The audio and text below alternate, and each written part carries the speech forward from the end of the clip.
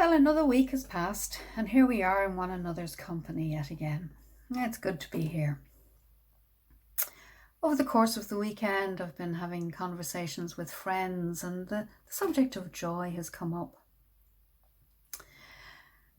And we were reflecting on the fact that very often we skim over the joyful moments in our day-to-day lives. We're so busy focusing on all the things that we have to do, or on the areas of our lives that are causing us suffering or causing others suffering, on the areas of our lives and ourselves that we want to improve on, or perhaps even the areas of others that we want to improve on. But we very often miss those moments, those pleasant moments, those moments that can bring joy into our lives. And so what a number of us have resolved to do is to actively seek out and dwell in those moments of joy in our day over the next few weeks. And that had me reflecting on the practice of mudita or sympathetic joy. I was struck recently when a friend of mine was giving a talk, and she was talking about metta and how when it meets suffering, karuna arises, but when it meets the happiness or the good fortune of others, mudita arises.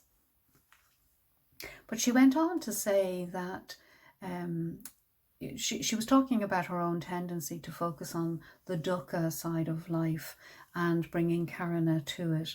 But over the years, what she has discovered is that we also need to focus on those pleasant experiences, those experiences that help joy arise. And if we're to move towards equanimity and eventually towards enlightenment, we need balance. We need mudita as well as metta and karuna. And so that's something that I've been turning my mind toward, because my tendency can be to focus on the dukkha side of life and bringing karuna or compassion to it.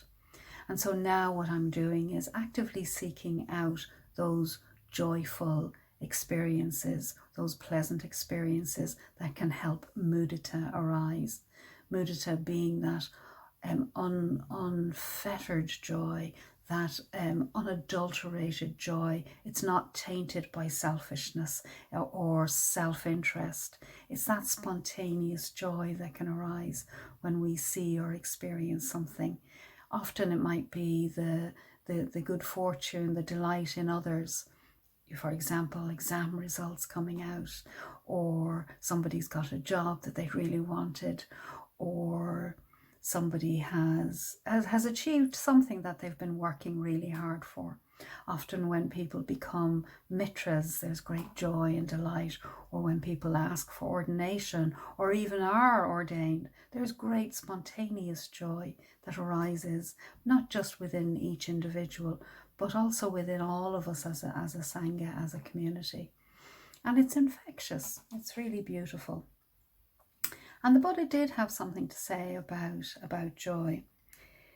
You know, what he said was, I'm going to read. Here, O monks, a disciple lets his mind pervade 1/4 of the world with thoughts of unselfish joy. And so the second, and so the third, and so the fourth.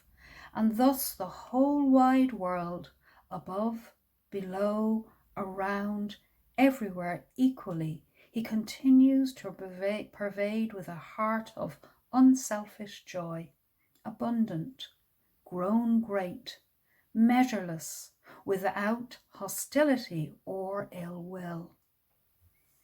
And so what would the world look like if we could bring this joy to all corners of the world and perhaps eradicate ill will, unpleasantness and hatred? And with that thought, I will leave you and see you soon. May you have a joyful week.